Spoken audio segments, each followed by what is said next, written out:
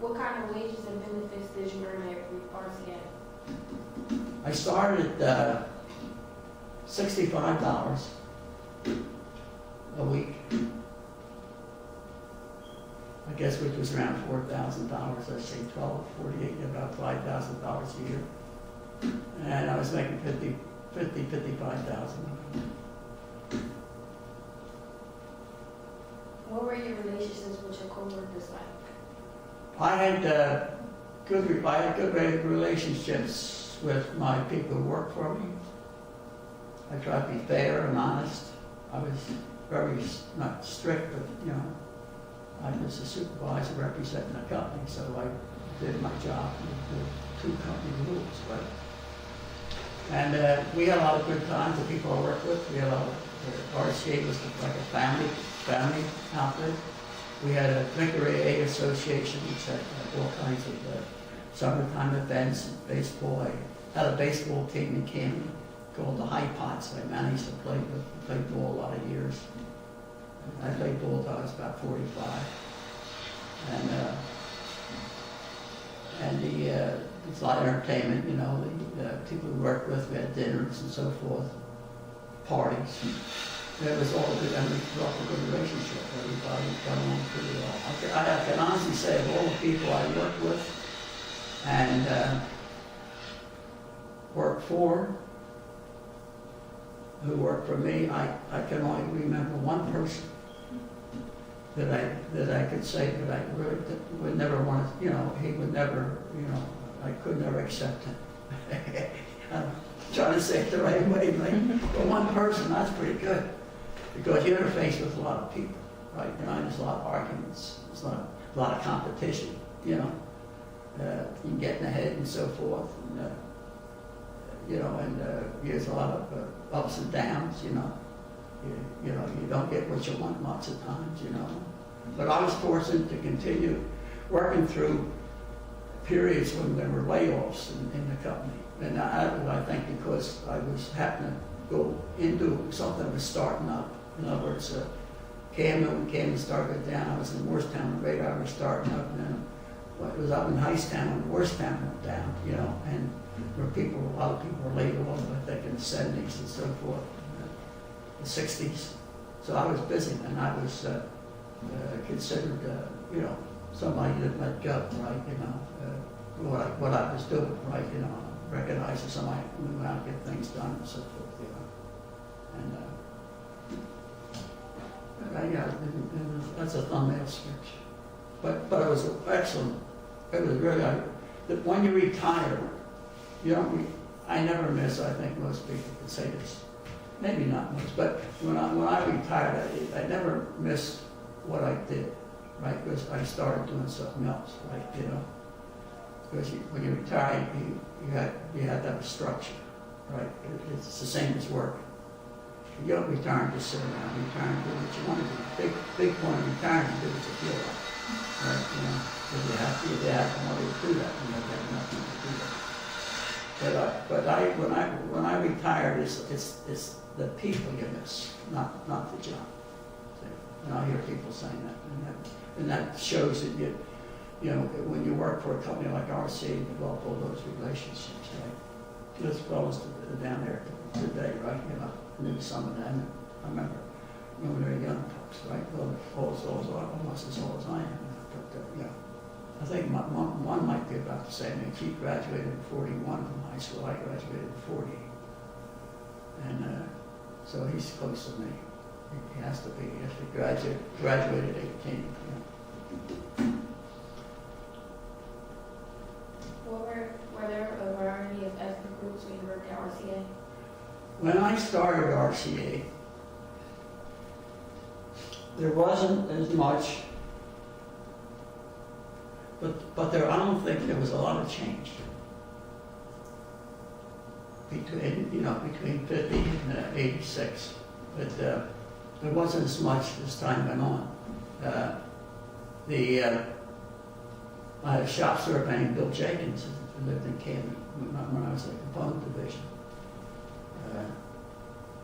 Was an African American, and there's maybe several other workers, And then Morristown was engineers they worked with. And also the Chinese and Korean. But I don't think there was a big, I think there's more of a change now. What's this, 2010? Mm-hmm. I think there's more of a change between when I retired and now, 86. I think like next April 1st I'll be retired 25 years. And but I think it seems to me that there's more of a change, you know. And I'm kind of familiar because I had one of our daughters adopted 3 Korean children years ago, and you know, and there was a lot of, you know, you can see, you know, what happens even under those circumstances and so forth. What were your working conditions like? Good. I enjoyed working. I mean, I worked wherever I worked. It was satisfactory. You know, I got along with most people, most management people. And,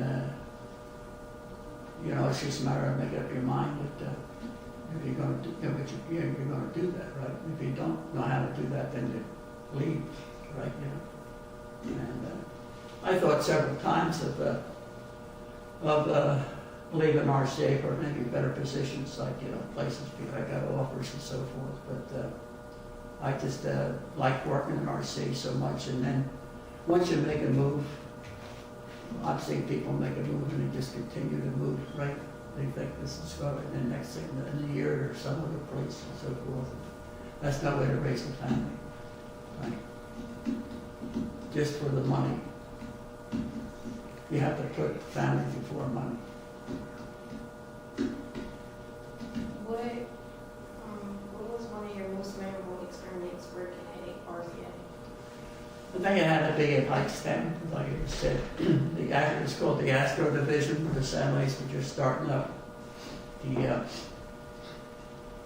go on there, and they had all this work. And they were mostly engineers and scientists, right? There wasn't any real product people. There were people that just get something built now and know how to schedule and so forth and follow up.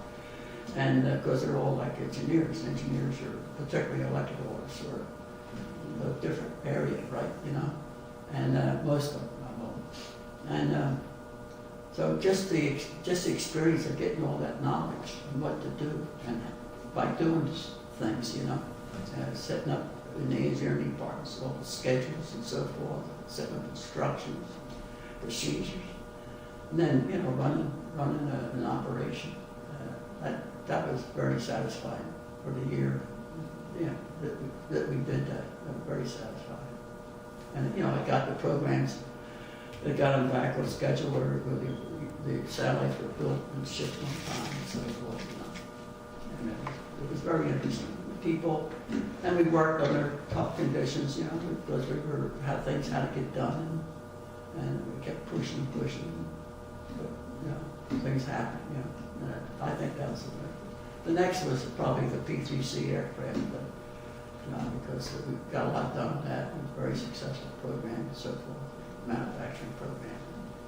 People were all good. The people in the factory, I used to work closely with them, you know, with the manufacturing people and the supervisors and the managers and so forth.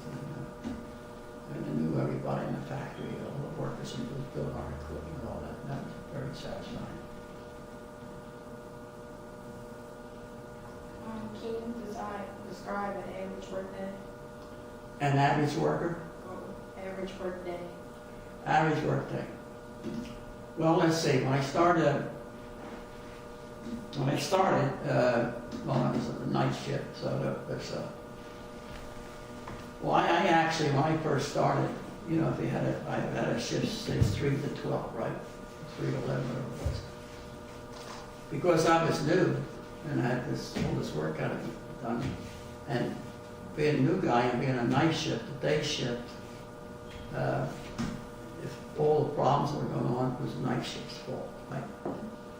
So, you know, if you're new like that, you have to say, hey, you know, I got to do something. So I used to come in 2 hours early. and interface with the day shift supervisors, right? You know, so that I could understand them and, you know, so forth. So there's, as you go on, there are certain jobs, at certain times, you have to put more time in. Right?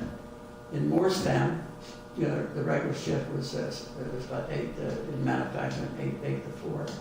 And I lived close, I could walk to where Morristown plant was. I could, in 10, 15 minutes.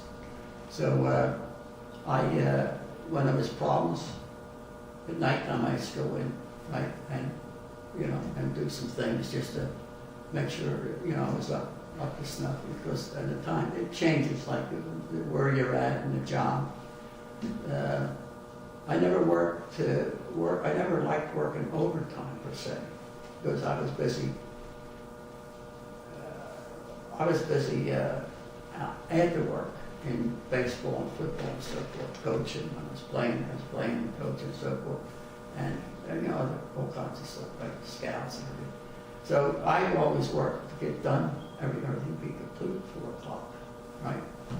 And if there's a way of doing it, I would find out a way of making sure rather than have to put another couple hours in at night. I guess in Hightstown it was a commute. That's a different thing. A work day in Hightstown was a drive of about 3/4 of an hour to an hour. So we used to carpool. And we used to meet down at the old Holiday Inn in 73 in Fellowship Road, right outside Mount Laurel. And that was always fun because we had 3 or 4 guys in the car, right? There was all kinds of talking going on and arguing, you know, everything goes on like that. That was fun, you know, and you get up to Hightstown, and the thing about Hightstown too, because you're carpooling, that you get your business all done on time, right? Because it's 3 or 4 guys, you know, and you can't have one fellow holding up, you know, someone. So that was, you had to consider that.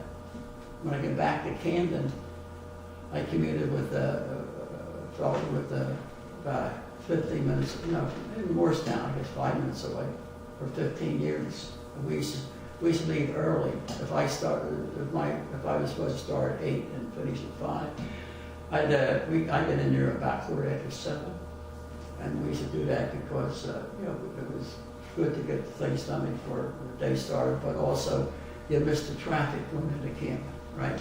You know, in the morning you get down ahead before all the traffic was going in.